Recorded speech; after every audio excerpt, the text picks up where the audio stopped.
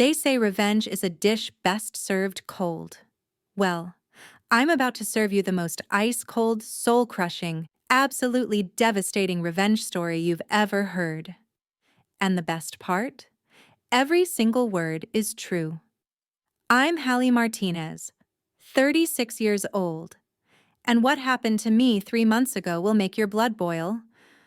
But what I did about it? That's going to give you chills. If you've ever been stabbed in the back by your own family, betrayed by the people you trusted most, or had someone steal credit for your life's work, this story is going to hit you like a freight train. Before I tell you how I brought an empire to its knees with a single phone call, let me take you back to where it all started. Because the deeper the betrayal, the sweeter the revenge. Grandpa Joe's kitchen wasn't just any restaurant. My grandfather, Joseph Martinez, built it from absolutely nothing in 1975. He was an immigrant who came to Portland with $12 in his pocket and a dream bigger than Mount Hood. That tiny 20-seat hole in the wall became the heartbeat of our community, serving authentic Mexican-American fusion that made grown men weep with nostalgia. But here's what nobody knew. Grandpa Joe was secretly a culinary genius. Before he died, he pulled me aside and whispered the location of his hidden recipe book. Not the one everyone knew about, but the real one. The one with formulas that would change everything. I was 8 years old, standing on milk crates next to him, when he taught me the secret that would later make us millions, the exact ratio of 3 different chilies that creates what I call the God effect. That moment when someone takes a bite and their eyes literally roll back in their head. Most people spend their entire careers trying to create that reaction. Grandpa Joe figured it out in 1976, while other kids played video games. I was in that kitchen every single day after school, learning techniques that most culinary schools don't even teach. By the time I was 16, I could outcook half the professional chefs in Portland. But I knew that talent without education was just potential waiting to be wasted. So at 21, I made a decision that shocked everyone. I left Portland for the Culinary Institute of America in New York. Not just for cooking, but for their secret program that only accepts 12 students per year. Advanced Molecular Gastronomy and Business Innovation. Think of it as Navy SEAL training for chefs. 3 years of absolute hell, 18-hour days, burns covering my arms like war scars, and a head chef who made Gordon Ramsay look like Mr. Rogers. But I also secretly earned my MBA from Columbia at night. Because I knew that being a great chef wasn't enough. I needed to become a business assassin. When I graduated summa cum laude in 2016, I didn't just come back to Portland. I came back with a mission to transform our little family restaurant into a culinary empire that would make Wolfgang Puck jealous. The first thing I did was take Grandpa Joe's secret recipe and create something that would become legendary throughout the entire Pacific Northwest.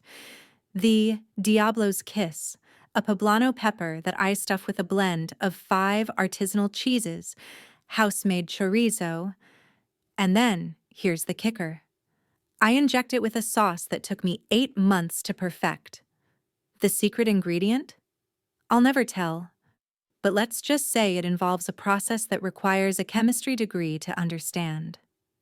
The first time someone bit into the Diablo's Kiss, they didn't just cry from how good it tasted, they literally couldn't speak for 30 seconds.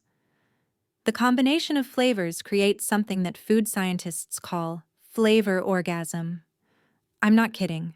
That's the actual technical term.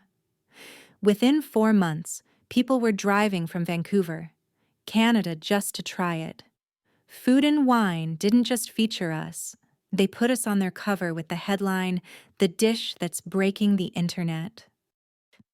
We went from a 3-week waiting list to a 3-month waiting list. People were selling their reservations on Craigslist for $500. But I didn't stop there. I completely revolutionized our social media game. I created viral TikTok videos of the Diablo's kiss being prepared that got 47 million views. Our Instagram went from 300 followers to 680,000 in 18 months. I had celebrities flying in from Los Angeles just to eat my food and post about it. But the real game changer happened in 2019. I was approached by Marcus Beaumont, the CEO of Platinum Hospitality Group, the company that owns the most exclusive resort chains from Malibu to Seattle. Not just any deal, but a $4.7 million partnership that would license my recipes and techniques for their entire West Coast operation. This wasn't just about money. This was about taking authentic Mexican-American cuisine and putting it in the same league as French fine dining. I spent 6 months flying back and forth to their headquarters, training their head chefs, creating detailed protocols that would ensure every single dish met my standards. The contract was set to be signed in February 2024, but then January happened. It was a rainy Tuesday morning when my parents called a family meeting. My dad, Robert Martinez, had that look on his face that I'd seen twice before, once when Grandpa Joe died, and once when our original location almost went bankrupt in 2008.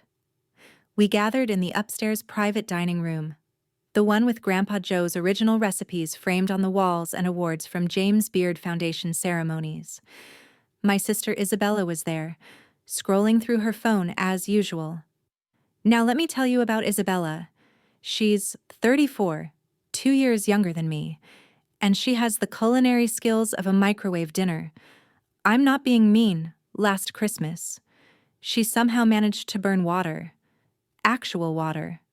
She was trying to make pasta and forgot the pot on the stove until all the water evaporated and the pot cracked. Isabella has an MBA from University of Oregon, which she never lets anyone forget. Her biggest accomplishment in the food industry was working one summer as a hostess at Applebee's during college, where she got fired for showing up late 14 times in 6 weeks. I walked into that meeting expecting to discuss our expansion into California. I had a whole presentation ready about opening locations in San Francisco and Los Angeles. The Platinum Hospitality deal was going to be our launching pad into national recognition. My dad cleared his throat. That's always his signal for big news.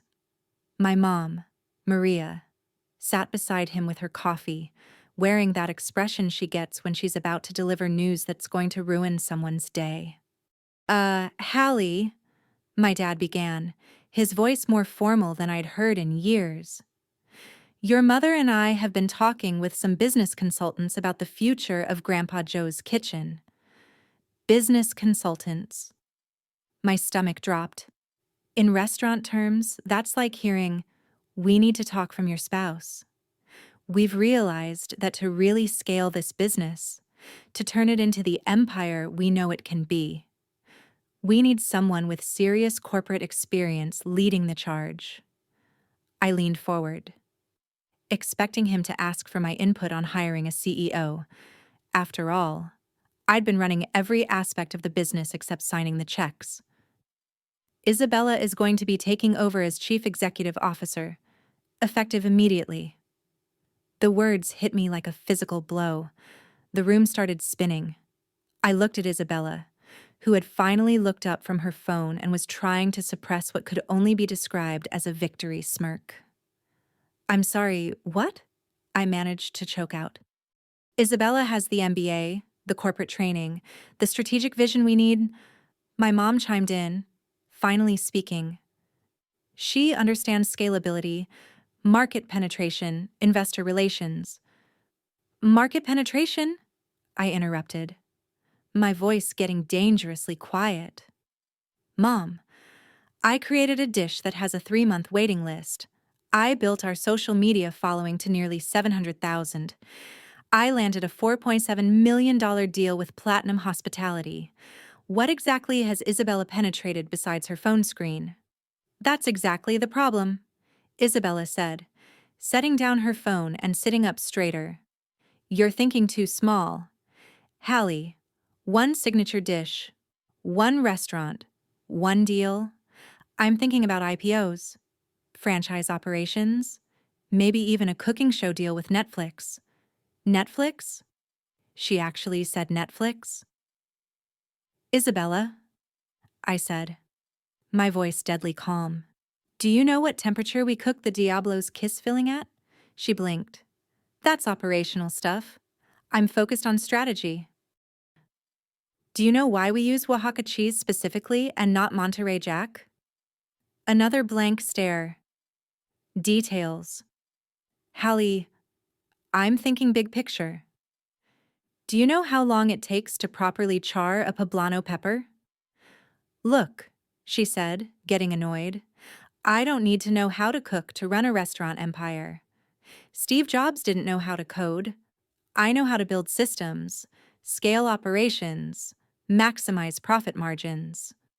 That's when I realized what was really happening. My parents hadn't just chosen Isabella over me. They had chosen someone who saw our life's work as nothing more than a spreadsheet to be optimized. And what about the platinum deal? I asked, already knowing I wasn't going to like the answer. Isabella's eyes lit up. Actually, I've been reviewing that contract, and I think it's a terrible deal for us.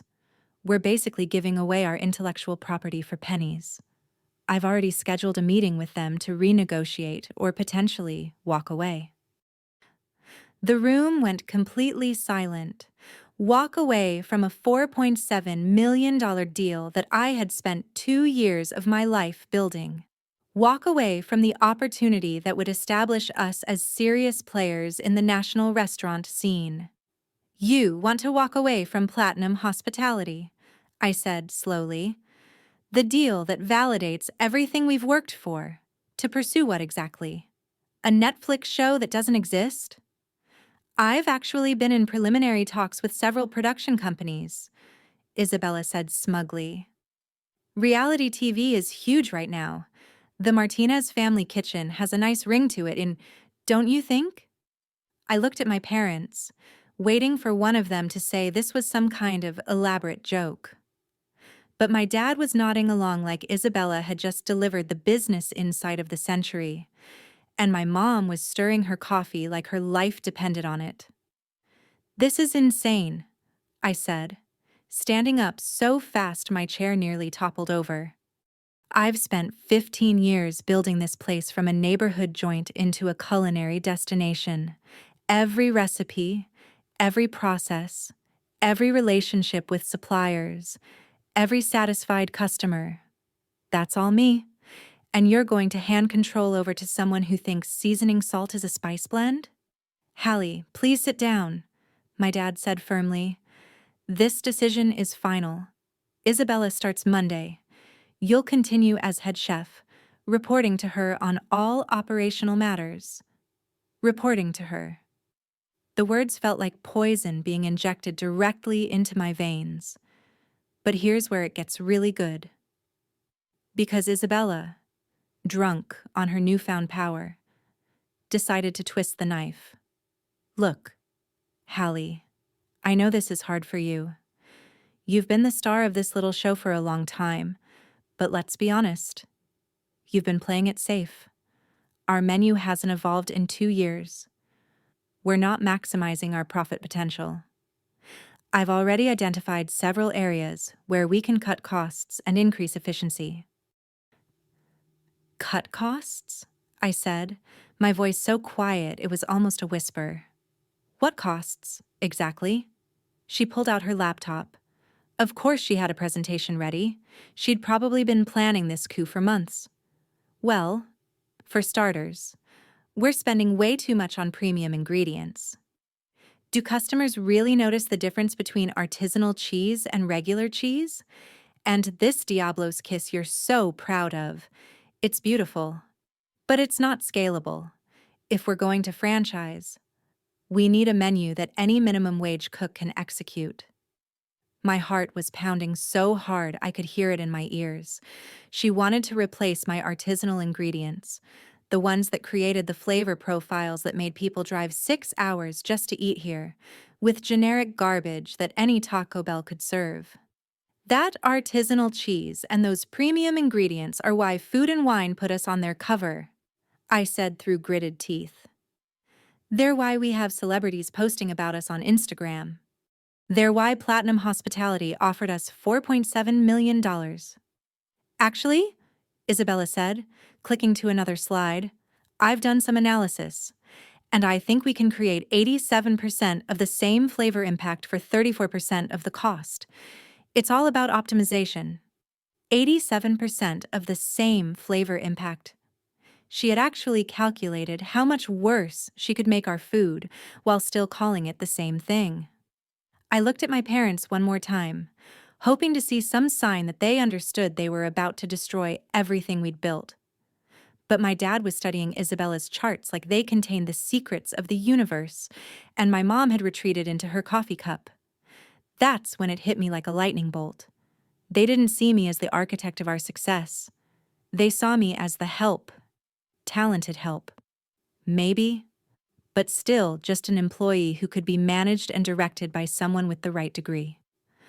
I walked out of that meeting without saying another word. I needed air, I needed space, and I needed to call the one person who would understand exactly what I was going through.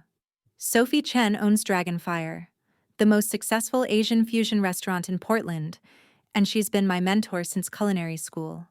More importantly, she went through something similar with her own family business 5 years ago.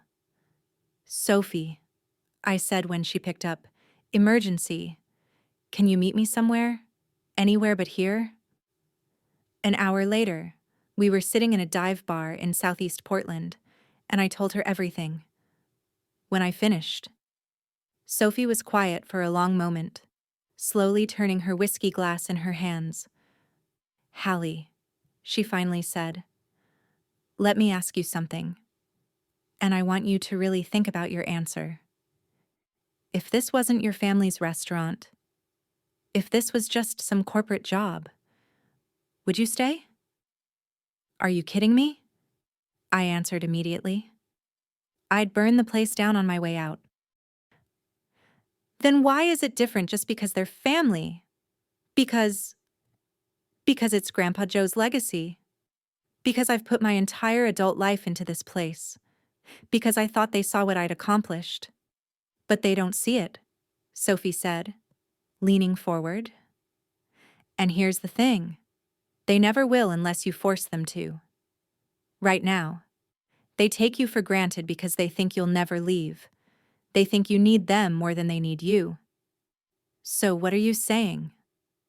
Sophie smiled, but it wasn't a happy smile. It was the smile of someone who had learned a very expensive lesson. I'm saying you need to show them exactly what you're worth. And if they still don't appreciate it after that, you need to show the world what you're worth. That night, I went home to my apartment and really looked at what I'd built. I pulled out every contract, every supplier agreement, every piece of documentation related to the Platinum Hospitality deal.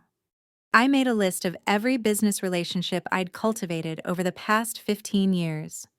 Here's what most people don't understand about the restaurant business. When you build relationships with suppliers, distributors, food critics, and corporate partners, those relationships belong to you personally, not to your employer, especially when you're the one who created them from scratch. I had two choices. I could go back and fight for my position, spend months or years trying to prove my worth to people who had already decided I was just the help. Or I could bet on myself and show them what happens when you disrespect the person who actually built your empire. By morning, I knew exactly what I was going to do. I showed up to work Monday morning and watched Isabella make her grand entrance. She was wearing a brand new business suit that probably cost more than most of our line cooks made in a month, carrying a leather briefcase and walking like she was about to deliver a keynote speech at a Fortune 500 conference. She had scheduled a staff meeting for 8 a.m., before we even opened, to introduce herself as the new CEO and outline her vision for operational excellence. Our entire team was there. Marcus, our general manager who had been with us for 9 years and knew every aspect of our operation. Sophia, our head server who could memorize the dietary restrictions and preferences of 200 regular customers. Diego, our prep cook, who could dice vegetables faster than a food processor, and 18 other people who had become like family to me over the years. Isabella stood at the front of our main dining room, laptop open, projector ready, looking like she was about to revolutionize the entire food industry. "Good morning, everyone," she began, her voice carrying that fake enthusiasm that screams, "corporate training seminar." "I'm Isabella Martinez, and I'm excited to announce that I'll be taking over as CEO of Grandpa Joe's Kitchen, effective immediately." I watched our staff exchange glances. Most of them had never had a real conversation with Isabella. She'd show up for family events, eat dinner, post some Instagram photos, and leave. She'd never worked a single shift, never stayed late to help with inventory, never been there when we needed an extra pair of hands during a rush. "I have some exciting changes planned that will help us maximize our potential and streamline our operations for unprecedented growth," she continued, clicking to her first slide. "First, we're going to be optimizing our menu offerings. Some of our current items are unnecessarily complex and cost prohibitive." Marcus raised his hand. "Which items specifically?" "Well, the Diablo's Kiss, for starters. It's extremely labor-intensive, the ingredients are expensive, and frankly, it's impossible to ensure consistency when only one person knows the exact preparation method." The room went dead silent. You could hear a pin drop. The Diablo's Kiss wasn't just our signature dish. It was the reason we had people camping out overnight for reservations. It was the dish that had food critics comparing us to restaurants in New York and Los Angeles. "That dish has a 3-month waiting list," Sophia said, clearly confused and starting to look worried. "We have customers who book their anniversary dinners a year in advance, just to make sure they can get it." "Which brings us to our second optimization opportunity," Isabella said, completely ignoring Sophia's concern, like she hadn't even spoken. "We need to focus on menu items that are easily replicable and don't require specialized knowledge or expensive ingredients. Think simpler preparations, standardized portions, items that any cook can prepare without extensive training." I could see the horror spreading across my team's faces. These weren't just employees. They were artists who took pride in creating something special every single day. They had built their careers around the idea that we were different, that we were better, that we were creating experiences instead of just serving food. "What about the Platinum Hospitality Partnership?" Marcus asked, his voice tight with concern. "They specifically contracted us because of our signature items and unique preparation methods." Isabella's confident smile faltered for just a split second, but she recovered quickly. "We're reevaluating that partnership. I believe we can negotiate significantly better terms or identify more suitable corporate partners who align with our new strategic direction." That's when Diego spoke up. He's usually the quietest person in our kitchen, but when he's passionate about something, he doesn't hold back. "Miss Isabella, with all due respect, customers don't come here for simple food. They come here because Hallie creates magic in that kitchen. You want to take away the magic and replace it with, what, cafeteria food? I appreciate your loyalty, Diego," Isabella said, her voice getting noticeably sharper. "But this is about business sustainability and scalable growth, not sentiment. Hallie will still be in the kitchen, of course, but we need to think strategically about profitability and market expansion." That's when I realized this was my moment. I could either speak up and fight for what I'd built, or I could let Isabella destroy 15 years of my life's work while I stood there and watched. "Actually," I said, stepping forward from the back of the room, There's something everyone should know before we make any hasty decisions. All eyes turned to me. Isabella looked annoyed that I was interrupting her presentation. The Platinum Hospitality Partnership, I continued, my voice calm but carrying clearly through the silent room, isn't a contract with Grandpa Joe's Kitchen as a corporate entity. It's a personal services contract with me, Hallie Martinez, based on my proprietary recipes, my relationships, and my professional reputation. Isabella's face went pale. What do you mean? I mean that when Marcus Beaumont from Platinum Hospitality calls about the partnership, he calls my personal cell phone. When they need menu modifications or training protocols, they email me directly at my personal email address. When they want to discuss expanding the partnership to include their Las Vegas and Phoenix properties, they invite me personally to their corporate headquarters. The room was completely silent now. Isabella's laptop was still displaying her slide about operational efficiency, but she wasn't looking at it anymore. She was staring at me with something between panic and rage. Furthermore, I continued, enjoying every second of watching her confident facade crumble. Our relationships with our specialty suppliers aren't corporate accounts. They're personal relationships I've built over 15 years of late-night phone calls, facility visits, and handshake agreements based on mutual respect and trust. I started walking slowly toward the front of the room as I talked, and Isabella unconsciously took a step backward. The farm in Yakima that grows our specific variety of poblano peppers, I personally helped them develop that strain. The artisanal cheesemaker in Tillamook who creates our custom blend, I spent 3 weekends at their facility learning their process so I could specify exactly what we needed. The distributor who gets us first pick of the best chorizo in the Pacific Northwest. I've been to his daughter's quinceañera. Isabella's hands were starting to shake slightly, and I could see sweat forming on her forehead despite the cool morning air.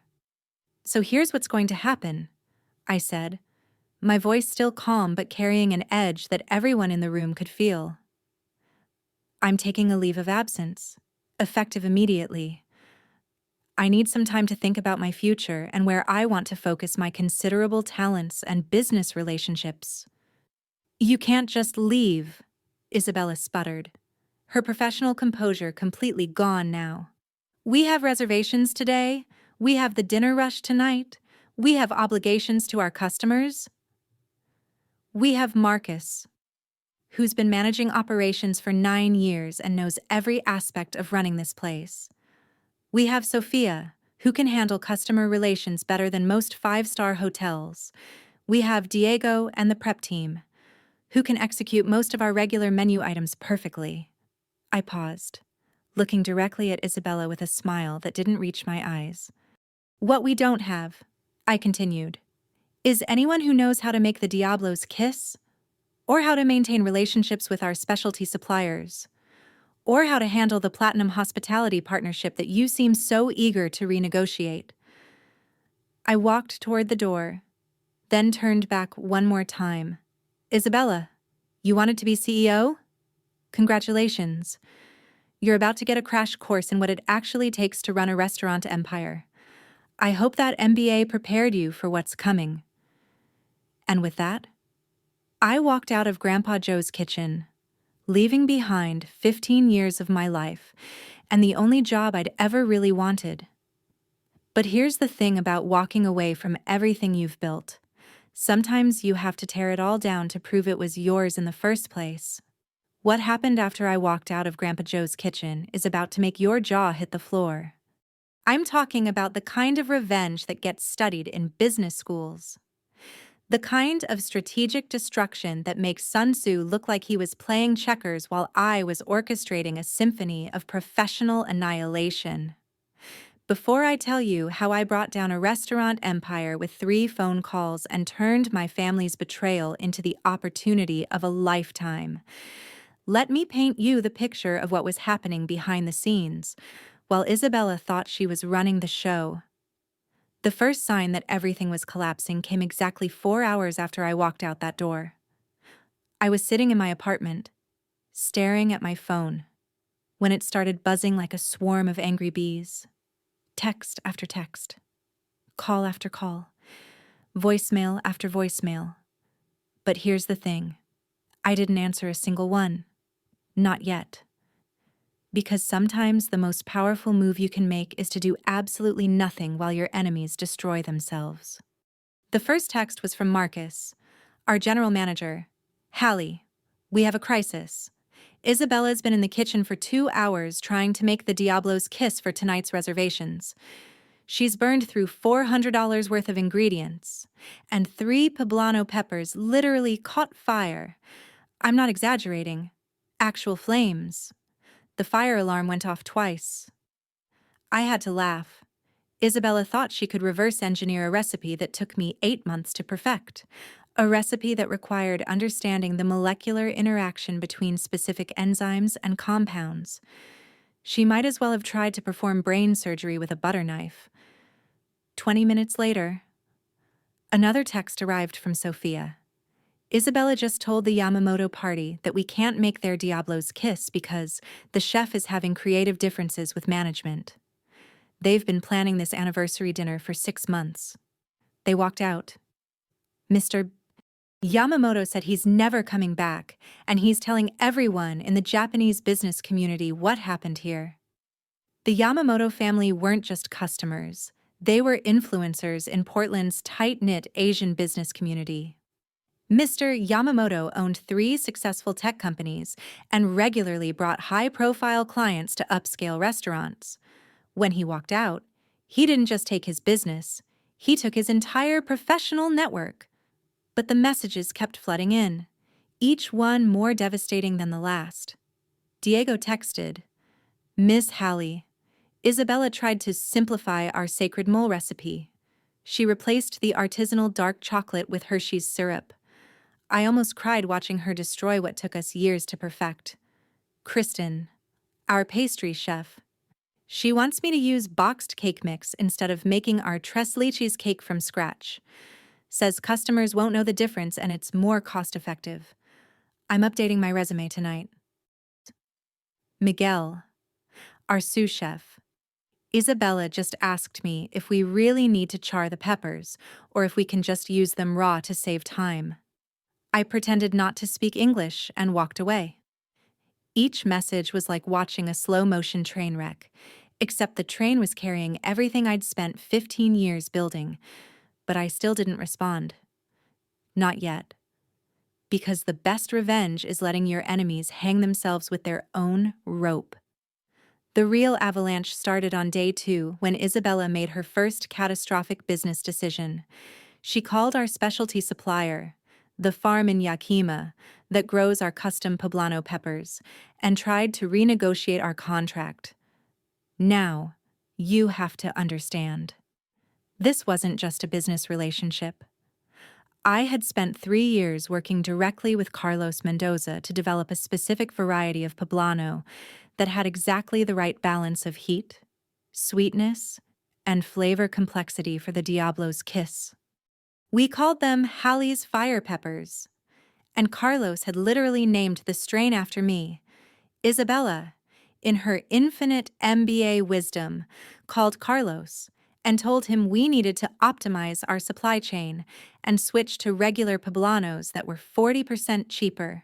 Carlos, who spoke perfect English but sometimes pretended not to when dealing with corporate idiots, listened to her entire pitch.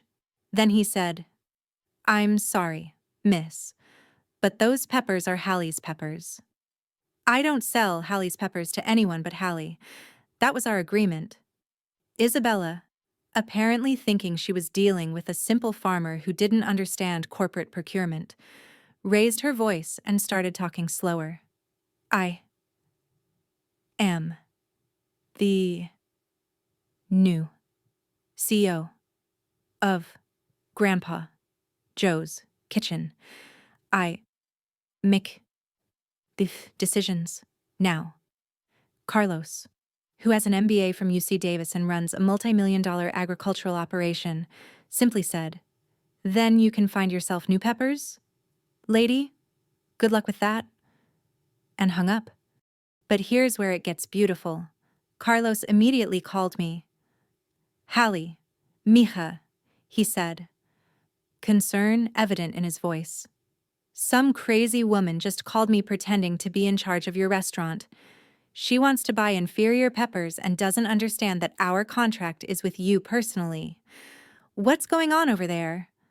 I explained the entire situation, and Carlos started laughing so hard I thought he was going to hurt himself. "So let me get this straight," he said between gasps. "Your family gave control of the restaurant to someone who doesn't know the first thing about food, and now she's trying to replace the ingredients that make your signature dish famous with cheap substitutes?" "That's exactly right. Hallie, I've been in this business for 30 years, and I've never seen anything so stupid. What are you going to do?" "I'm going to let her keep digging," I said calmly. "And when she's in deep enough, I'm going to bury her." Day 3 brought the social media disaster that would make Isabella Internet famous for all the wrong reasons. Isabella, determined to put her mark on our online presence, decided to post a video of herself making what she called the new and improved Diablo's Kiss. She set up her phone in our kitchen, put on one of our chef's coats, and started filming what would become the most legendary restaurant fail video in Portland's history. What followed was 5 minutes of pure culinary carnage that went viral for all the wrong reasons. She started by holding up a regular red bell pepper, not even a poblano, and announcing with confidence, "We're making our signature dish more accessible by using ingredients that everyone can find at their local grocery store." The comments started immediately. "That's not a poblano. This isn't the real recipe. Where's Hallie?" But Isabella kept going, oblivious to the growing disaster. She stuffed the bell pepper with what looked like regular cheddar cheese and some kind of pre-made breakfast sausage, then covered it with what appeared to be regular hot sauce mixed with honey. The whole thing looked like something a college student would make in a dorm room microwave after a night of heavy drinking. The video ended with her taking a bite and saying, That's just as good as the original, and it costs 65% less to make. This is what smart business looks like." The internet absolutely destroyed her. The video got 2.3 million views in 48 hours, but it had 847,000 dislikes and only 12,000 likes. The comments were absolutely brutal. "This is like watching someone try to remake the Mona Lisa with crayons and calling it an improvement. Rip Grandpa Joe's kitchen. This is how family legacies die." Isabella really said, "Let me ruin 3 generations of work in under 5 minutes." Someone call Gordon Ramsay. This woman needs a culinary intervention. But my personal favorite was, "This is what happens when you give someone an MBA and think they can cook. Next, she'll be trying to optimize water by making it less wet." The Portland food bloggers picked up the story within hours, and suddenly Isabella's cooking video was being dissected by actual chefs who explained, in excruciating detail, everything she had done wrong. Food and Wine, the same magazine that had put us on their cover, published an article titled "When Corporate Thinking Kills Culinary Art," a case study in how not to run a restaurant. But Isabella, instead of admitting her mistake and taking down the video, doubled down with the confidence of someone who had never been truly humbled. She posted a follow-up video responding to the haters and insisting that her version was actually better because it was more democratic and accessible to working families. The second video got even more views and even worse comments. Someone made a remix of her saying "more democratic" set to dramatic music, and it became a TikTok meme. Democratic peppers started trending, with people posting videos of themselves making increasingly ridiculous simplified versions of famous dishes.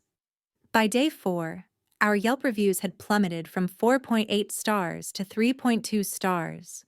The most devastating review came from James Chen, the food critic for Portland Monthly, who had been planning to write a feature about our upcoming expansion. Grandpa Joe's Kitchen has been a Portland institution for decades, but my recent visit suggests that something has gone seriously wrong behind the scenes. The signature Diablo's Kiss, once a masterpiece of flavor balance and technique, has been replaced by what can only be described as a tragic approximation made with ingredients that wouldn't pass muster at a chain restaurant. The staff seemed confused and apologetic, clearly struggling under new management that doesn't understand what made this place special. Whatever has happened to this restaurant represents a heartbreaking fall from grace for what was once one of our city's true culinary gems. But the real death blow came from an unexpected source: Marcus Beaumont himself, the CEO of Platinum Hospitality Group. Isabella, true to her word about renegotiating for better terms, had scheduled a meeting with him to discuss what she called restructuring our partnership for maximum mutual benefit. She walked into that meeting with a PowerPoint presentation about streamlining operations and maximizing profit margins through ingredient optimization. Marcus, who had spent 2 years working directly with me to develop the partnership, listened politely as Isabella explained how she could deliver comparable flavor profiles at significantly reduced costs, and how the partnership could be restructured to prioritize scalability over artisanal complexity. When she finished her presentation, Marcus was quiet for a long moment. Then he said, "Ms. Martinez, I think there's been a fundamental misunderstanding about the nature of our partnership." "What kind of misunderstanding?" Isabella asked, clearly expecting praise for her business acumen. "Our partnership isn't with Grandpa Joe's Kitchen as a corporate entity. Our contract is specifically with Hallie Martinez, based on her proprietary recipes, her personal reputation in the culinary industry, and her track record of excellence."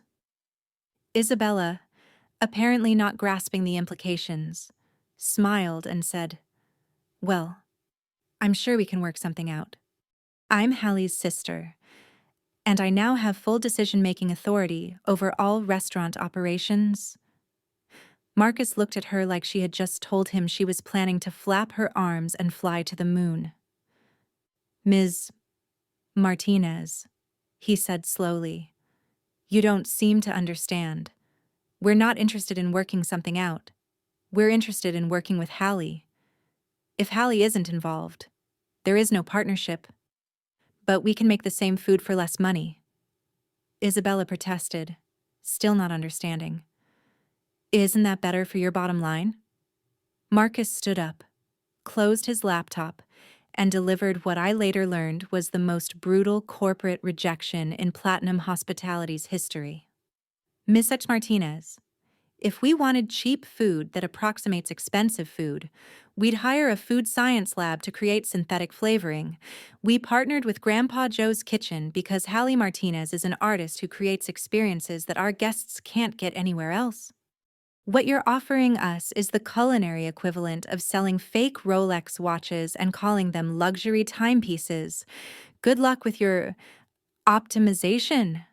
He walked out, leaving Isabella sitting alone in the conference room, finally beginning to understand that she had just lost a $4.7 million contract. That evening, she called me for the first time since I'd walked out. "Hallie," she said, and I could hear the panic creeping into her voice. "We need to talk. There seems to be some confusion about the Platinum partnership."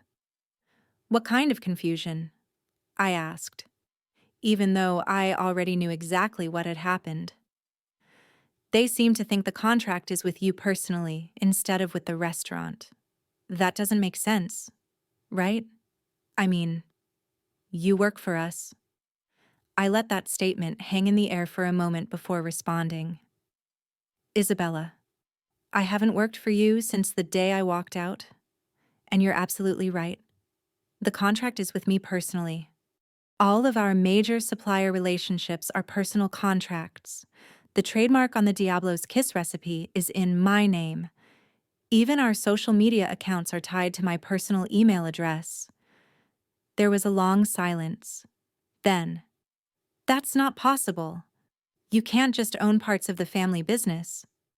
I don't own parts of the family business, I said calmly. I own the parts of the business that I created over 15 years of work. The parts that turned a neighborhood restaurant into a culinary destination, the parts that you apparently thought you could replace with Hershey's syrup and bell peppers. This is ridiculous, she said, her voice getting higher and more desperate. You're being vindictive because you didn't get the CEO position. This is about your bruised ego. My ego? I laughed. Isabella, in the past 4 days, you've burned through hundreds of dollars of ingredients trying to make a dish you don't understand. Insulted our most important supplier, created a viral video that made us the laughingstock of the Portland food scene, destroyed our online reputation, and lost us a $4.7 million partnership. But sure, this is about my ego. I can fix this, she said desperately. Just tell me what I need to do. Come back. Help me smooth things over with the suppliers. Talk to Platinum. Help you? I said. Isabella, you wanted to be CEO. You wanted to optimize operations and maximize profit margins. You wanted to turn our artisanal dishes into fast food. You got exactly what you asked for. I'm just giving you the chance to see how well your vision works without my involvement. Hallie, please. We're family. You're absolutely right, I said. We are family. And when you were chosen as CEO, I was told that being family meant I should be grateful for whatever role you decided to give me. So now I'm being family, the same way you were family to me. I hung up and went back to planning my future. Because while Isabella was busy destroying everything I'd built, I wasn't just sitting around feeling sorry for myself. I was building something that would make Grandpa Joe's kitchen look like a food truck. Remember Sophie Chen, my mentor who owns Dragonfire? The day after Isabella's viral cooking disaster, Sophie called me with a proposition that would change everything. Hallie, she said, I've been watching this train wreck, and I have an idea. What if I told you there was a way to not just get revenge on your family, but to build something so successful that everyone in Portland would forget Grandpa Joe's kitchen ever existed? I'm listening. There's a space that just opened up in the Pearl District. 8,000 square feet, fully equipped commercial kitchen, prime waterfront location. The previous tenant was a high-end steakhouse that went under during COVID. The landlord is desperate to fill it, and he's offering terms that are almost too good to be true.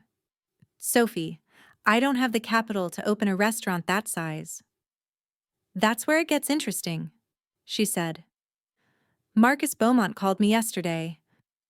Apparently, he's so impressed with your work and so disgusted with what's happening at Grandpa Joe's that he wants to discuss a completely new partnership. Not just licensing recipes. He wants to back you in opening your own flagship restaurant.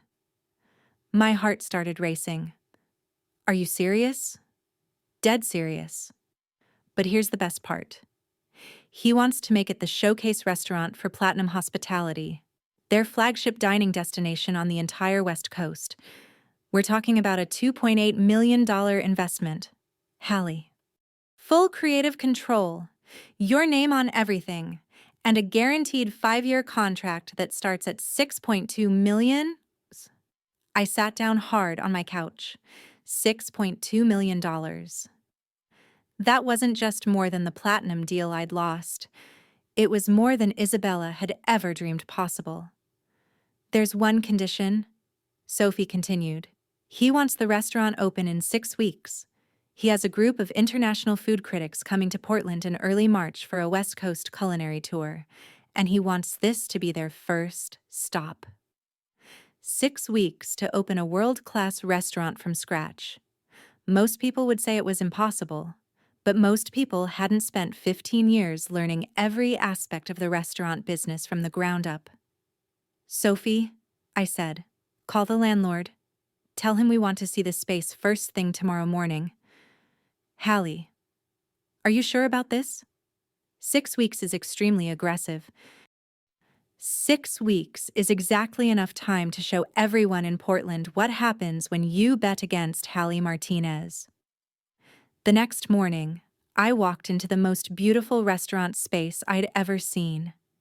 Floor-to-ceiling windows overlooking the Willamette River, an open kitchen design that could handle 200 covers a night, and a private dining room that screamed special occasions. But the best part wasn't the space itself. It was the text message I received while I was standing in what would become my new kitchen. The message was from Diego. "Miss Hallie, Isabella just fired me for failing to adapt to new operational standards. She said my knife work was unnecessarily precise and took too much time. Can we talk?" Within the hour, my phone was ringing constantly. Sophia called. "Hallie, I just quit. Isabella told me that learning customers' names and preferences was inefficient, and that I should focus on table turnover optimization. Heck, I can't work for someone who thinks hospitality is a waste of time." By the end of the day, I had received calls from 7 of Grandpa Joe's kitchen's best employees. Word was spreading that Isabella was systematically destroying everything that had made the restaurant special, and people were jumping ship faster than rats from a sinking vessel. But I didn't just offer them jobs at my new restaurant. I offered them something better: true partnership. "Here's the deal," I told each of them. "This isn't going to be a traditional restaurant where you're just employees waiting for a paycheck. You're going to be part of building something legendary: profit sharing, creative input, and the chance to be part of creating the most talked about restaurant on the West Coast." That night, I was sitting in my apartment, surrounded by architectural sketches and business plans, when my phone rang one more time. The caller ID said "Mom." I almost didn't answer, but curiosity got the better of me. "Hallie?" My mom's voice was small, tentative, almost unrecognizable. "Can we talk?" "We're talking now. I mean in person, please. Your father and we think we may have made a terrible mistake." "What kind of mistake?" "The restaurant is falling apart. We've lost half our staff. Our reviews are terrible. And Isabella is talking about taking out a massive loan to restructure our operations. She wants to change the name to Martinez Modern Kitchen and turn us into a fast casual concept." I closed my eyes. Fast casual. She wanted to turn Grandpa Joe's kitchen into essentially an upscale Chipotle. "I'm sorry to hear that," I said, "but I'm not sure what you want me to do about it." "We want you to come back," she said, and I could hear tears in her voice. "We want to make you CEO. Full control. Whatever salary you want. Complete creative freedom. Just please don't let us lose everything Grandpa Joe worked for." For a moment, I almost felt sorry for them. Almost. "Mom," I said gently, 3 weeks ago, you chose Isabella because you thought she had the business skills to take the restaurant to the next level. You told me I was just a chef, that I didn't understand the big picture. Has anything changed about my qualifications in the past 3 weeks?" "We were wrong," she whispered. "We see that now. We see everything we missed." "You weren't wrong about my qualifications," I said. "You were wrong about my worth. There's a difference. My skills haven't changed. Your ability to recognize them has." "So you'll come back?" I took a deep breath. This was the moment I'd been building toward. The moment that would define everything that came next. "No, Mom, I won't be coming back. But I want you to know that I love you. And I love Dad. And I even love Isabella. Despite everything that's happened, that's why I'm going to give you some free advice. What advice? Fire Isabella as CEO immediately. Apologize personally to every supplier and employee she's insulted. Close the restaurant for 2 weeks and completely retrain your kitchen staff. Hire a real chef who understands Mexican-American cuisine and respects what Grandpa Joe built. And pray that you can rebuild your reputation before you lose everything he worked for. And if we do all that, then maybe, in a few years, when you've proven that you understand and respect what it takes to run a real restaurant, we can have dinner together and remember why we all fell in love with this business in the first place. I hung up and went back to my sketches and plans. Because tomorrow, I was going to start building something that would make Grandpa Joe's kitchen look like a corner taco stand. And Isabella, she was about to learn that when you declare war on an artist, you better make sure you destroy them completely. Because if you don't, they're going to create something so beautiful, so perfect, and so successful that it makes your wildest dreams look like poverty. The best revenge isn't getting even. It's getting so far ahead that your enemies become irrelevant footnotes in your success story. And that's exactly what I was about to do. 6 weeks. That's all the time I had to build something that would make culinary history and prove to everyone in Portland, hell, to everyone in the food industry, that betting against Hallie Martinez was the biggest mistake they could ever make. Most people thought I was crazy. Opening a flagship restaurant in 6 weeks? Impossible. But those people had never seen what happens when you combine 15 years of suppressed creativity with unlimited resources and a burning desire to prove your worth. The Pearl District space was even more beautiful than I remembered. Floor-to-ceiling windows overlooking the Willamette River, an open kitchen that could handle 300 covers a night, and a private dining room that would make celebrities weep. But it was also completely empty, echoing with the ghosts of the failed steakhouse that had occupied it before. "This is insane," Sophie said as we walked through the space for the first time with Marcus Beaumont. 6 weeks to open a restaurant of this caliber? Hallie, even with unlimited money, the permitting alone could take months. Marcus smiled, pulling out his phone. That's where having friends in city planning helps. I called in a few favors. All permits expedited, inspections prioritized, money talks, but reputation shouts. I stood in the center of what would become my kitchen, and for the first time in weeks, I felt something I'd almost forgotten. Pure, unbridled excitement. This wasn't just about revenge anymore. This was about creating something legendary. "What are we calling it?" Sophie asked. I had been thinking about this since the moment Marcus made his offer. The name had to capture everything: the heritage, the innovation, the artistry, and yes, the triumph over those who had underestimated me. "Fuego," I said. Just fuego. Fire in English, fire in Spanish. The element that transforms everything it touches. Marcus nodded approvingly. "Fuego, I like it. Simple, memorable, and it promises heat." What happened next was the most intense 6 weeks of my life. I'm talking 18-hour days, sleeping 4 hours a night, and running on pure adrenaline and spite. But I wasn't doing it alone. Diego, our former prep cook, was the first to show up. "Miss Hallie," he said, "Isabella fired me for being too precise with my knife work. I'm ready to show her what precise really looks like." Sophia came next, then Miguel, then Kristen. Within a week, I had assembled a team of 12 former Grandpa Joe's employees who were ready to burn the culinary world down and rebuild it in our image. But I didn't stop there.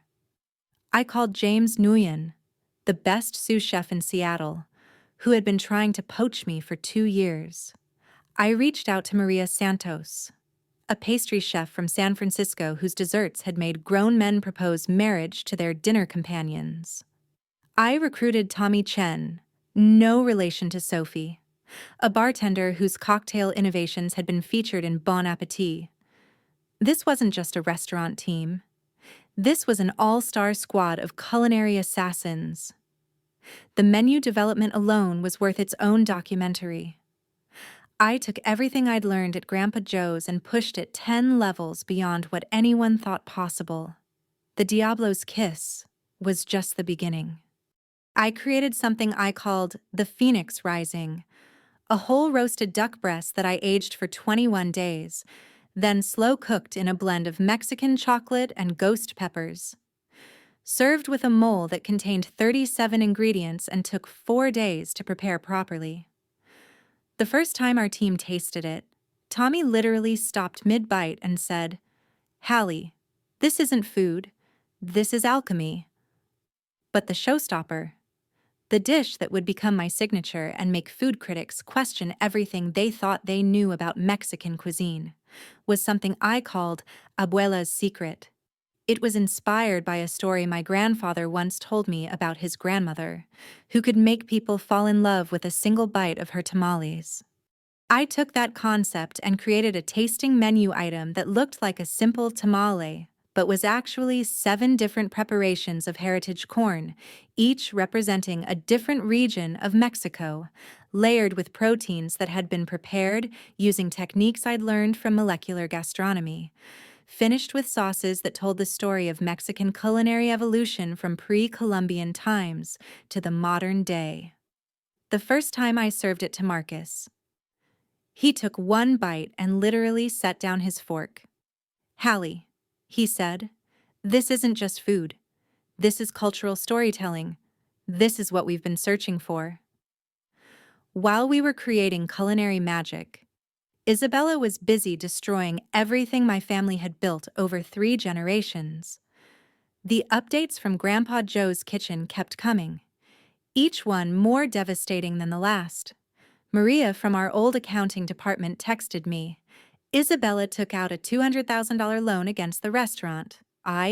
She's using it to rebrand everything and hire a marketing company to modernize our image."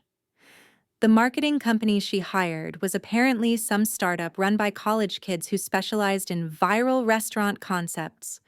They convinced her to do a complete rebrand, changing our name to Martinez Modern Kitchen and replacing all of our traditional Mexican decor with what they called industrial chic, basically exposed pipes and Edison bulbs. But the real tragedy was what they did to Grandpa Joe's recipes. They convinced Isabella to optimize our entire menu for broader market appeal. The mole that had taken my family 4 generations to perfect was replaced with something they called fusion sauce that was basically ketchup mixed with cumin. Our handmade tortillas were replaced with ones from a commercial supplier. Our signature pozole, which had simmered for hours with roasted bones and heritage corn, became a 15-minute soup made with canned broth and regular hominy. Carlos called me one afternoon, laughing so hard he could barely speak. "Hallie, you won't believe this. Isabella called me again. Now she wants to buy regular bell peppers and just label them as poblanos because customers won't know the difference. I told her I'd rather burn my entire crop than be part of whatever she's doing over there." But the most devastating update came from an unexpected source. My dad. He called me 3 weeks into my Fuego preparations, and his voice was barely a whisper. "Hallie, mija, I need to tell you something. Your mother is in the hospital." My heart stopped. "What happened?" "Stress-induced chest pains. The doctor says it's not a heart attack. But, Hallie, watching what's happening to the restaurant is killing her. Isabella fired Mrs. Rodriguez yesterday. Mrs. Rodriguez had been our head server for 22 years. She was the woman who remembered every regular customer's order, who knew which tables were celebrating anniversaries, Who could spot a food critic from across the room? Firing her wasn't just bad business, it was cultural vandalism. Why? I asked, though I was afraid of the answer.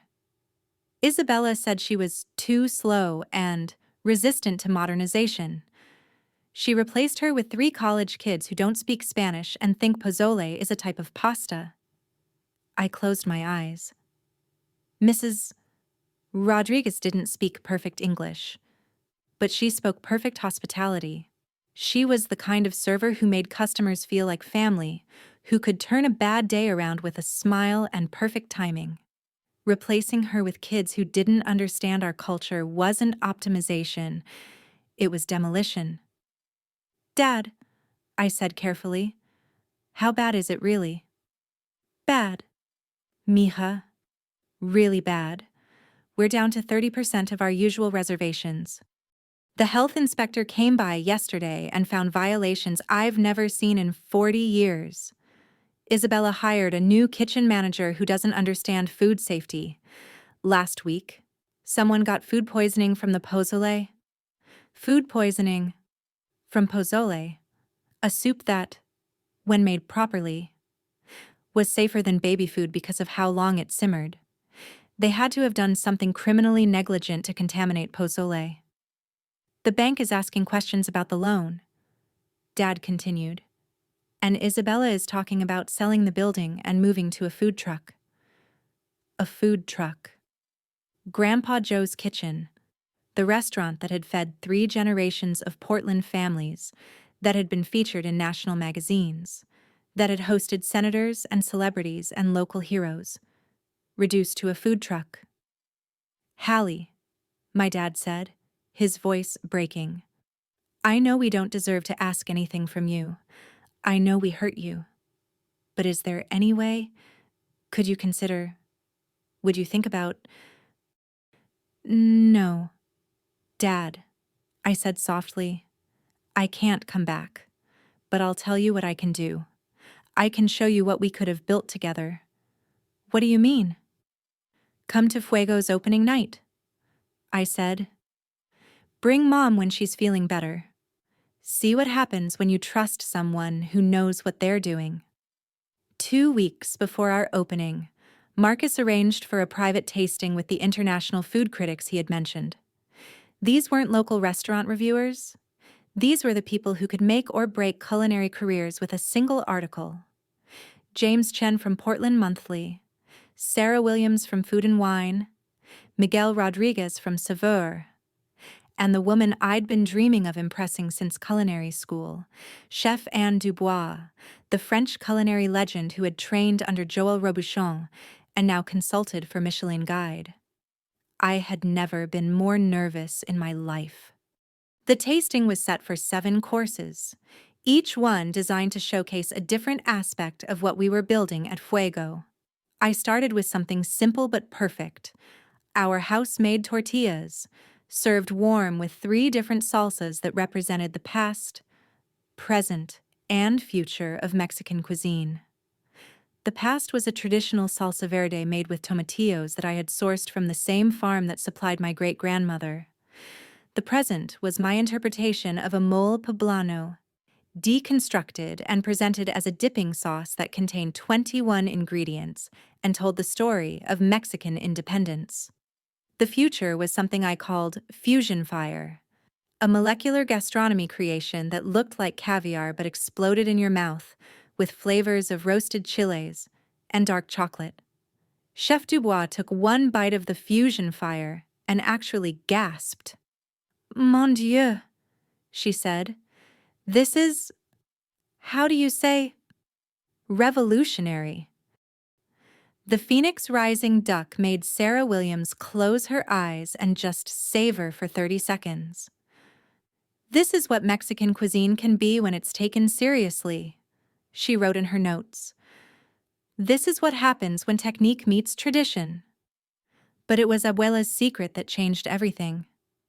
I served it as the 6th course, explaining the story behind it, the cultural significance, the techniques involved.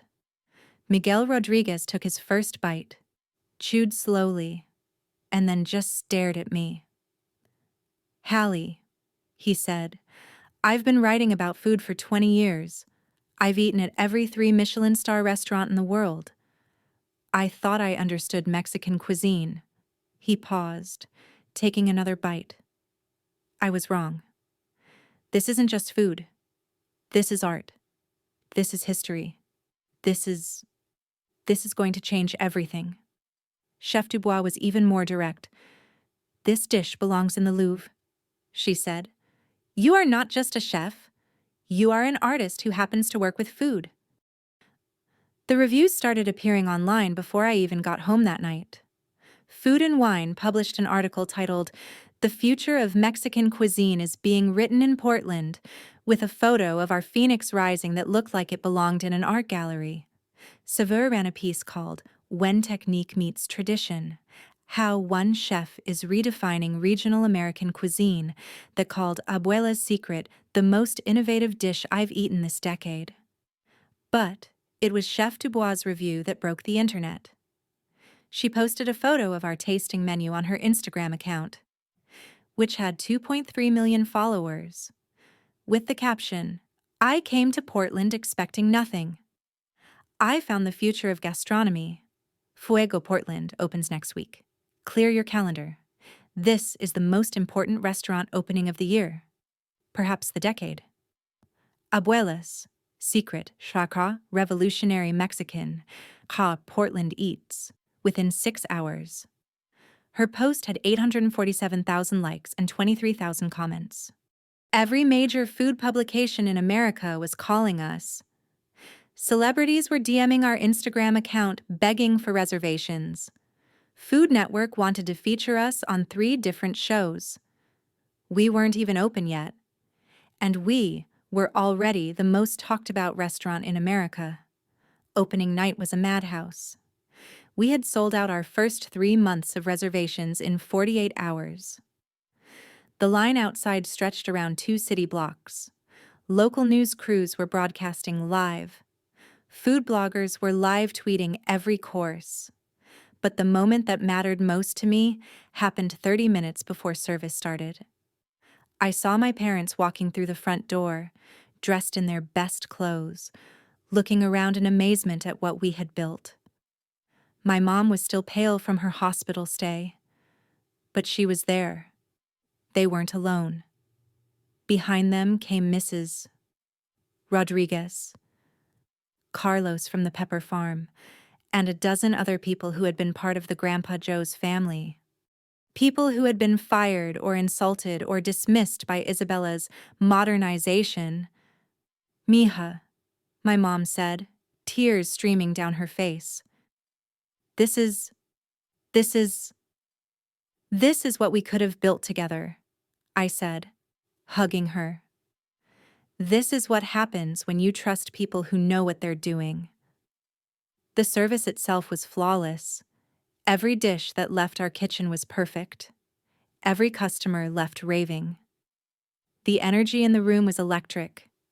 You could feel that something special was happening, that food history was being made. At midnight, after the last customer had left and we had cleaned every plate and glass, I stood in my kitchen with my team, exhausted but triumphant. Sophie walked over with her phone, grinning. "Hallie, you need to see this." She showed me Isabella's latest Instagram post. It was a photo of an empty dining room at Martina's Modern Kitchen, with the caption, "Quiet night at the restaurant. Sometimes quality takes time to be appreciated." Authentic Mexican, Hosh family tradition. The post had 7 likes and 43 comments, most of them asking, "What happened to the real Grandpa Joe's kitchen?" But that wasn't what made me smile. What made me smile was the text message I received at 12:47 a.m. from a number I didn't recognize. "Ms. Martinez, this is Marcus Thompson from the James Beard Foundation. We would like to discuss nominating you for Outstanding Chef. Please call me at your earliest convenience. Congratulations on what appears to be a historic opening. James Beard Foundation, the highest honor in American cuisine. I screenshotted the message and sent it to Sophie with a note. I think we won. The next morning brought even better news. The Portland Business Journal ran a front-page story titled "Local Restaurant Empire Crumbles as New Star Rises." It detailed Isabella's mismanagement, the loan troubles, the health violations, and the mass exodus of staff. But it also talked about Fuego's unprecedented success and what it meant for Portland's culinary scene. The most satisfying quote came from Marcus Beaumont.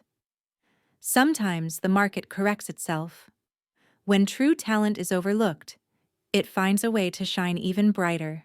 Hallie Martinez represents everything we value in a culinary partner: innovation, authenticity, and excellence."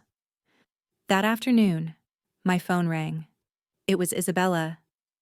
"Hallie," she said, and I could hear the desperation in her voice. "We need to talk." "What about?" "I want to offer you a partnership. 50-50 ownership of Grandpa Joe's kitchen, full creative control, your name on everything. I need your help." I almost laughed. After everything she had done, everything she had destroyed, she thought she could just offer me half of what had always been mine. "Isabella," I said, "you fired Mrs. Rodriguez. You gave people food poisoning with pozole. You tried to replace our heritage ingredients with bell peppers and call them poblanos. You turned our family's legacy into a cautionary tale about what happens when you put business before craft." "I can fix it," she said desperately. "I can hire everyone back. Go back to the old recipes. Undo the rebranding." "No," I said simply. "You can't. Because the people you fired have jobs now. The customers you lost have found better restaurants. The reputation you destroyed can't be rebuilt with good intentions. So what am I supposed to do?" "Learn from your mistakes," I said. "Accept that some things can't be optimized or streamlined or made more efficient. Accept that when you destroy something beautiful, you don't get to demand that the artist build you a new one." "This isn't fair," she said, and I could hear tears in her voice. "You're my sister." "You're absolutely right," I said. "I am your sister, and because I love you, I'm going to give you some advice. Sell the restaurant to someone who understands food, pay back the loan, take a job at a corporation where your MBA actually matters, and maybe, someday, when you understand what you did wrong, we can have dinner together and remember why our family fell in love with food in the first place." I hung up and went back to my kitchen, where my team was prepping for another sold-out night. 3 months later, Fuego received its first Michelin star, the first Mexican restaurant in Oregon ever to receive the honor. 6 months after that, I was featured on the cover of Food and Wine as Chef of the Year. A year later, I opened my second location in San Francisco, and Marcus was already talking about expansion to New York. But the moment that meant the most to me happened on a quiet Tuesday evening, 6 months after our opening. I was in the kitchen, working on a new dish, when Sophia came back to tell me I had a special visitor. It was my grandfather's youngest brother, Uncle Roberto, who was 89 years old and rarely left his house anymore. He had driven down from Seattle specifically to eat at Fuego. "Hallie," he said, tears in his eyes, "I tasted your abuela's secret tonight. It reminded me of our grandmother's cooking, but it was also something completely new, something that honored the past while embracing the future." He paused, looking around my kitchen, taking in the controlled chaos of a successful restaurant in full swing. "Your grandfather would be so proud," he said, "not just of your success, but of how you honored the family while making it your own." That night, after Uncle Roberto left, I stood in my empty dining room and looked out at the Portland skyline. Grandpa Joe's kitchen was still there, though it was struggling and would probably close within the year. Isabella had indeed sold it. to a corporate group that was trying to turn it into a generic Mexican chain restaurant. But that was okay, because legacy isn't about preserving buildings or keeping the same name on a sign. Legacy is about taking the best of what came before and making it into something even better. I had taken my grandfather's love of food, my grandmother's dedication to hospitality, and my own ambition and creativity, and I had built something that would outlast all of us. Something that proved that when you bet on talent, when you trust artists, when you refuse to accept less than excellence, magic happens. The best revenge isn't getting even. It's becoming so successful that your enemies become footnotes in your story of triumph. And as I locked up Fuego that night, already planning new dishes, new restaurants, new ways to push the boundaries of what Mexican cuisine could be, I realized that I had done something even better than getting revenge. I had won. If you've ever been underestimated, overlooked, or told you weren't good enough, I hope my story gives you hope. I hope it reminds you that your worth isn't determined by other people's opinions. I hope it shows you that sometimes the best thing that can happen to you is being forced to prove yourself. Because when you do, when you bet everything on your own talent and refuse to accept anything less than excellence, you don't just succeed, you become legendary.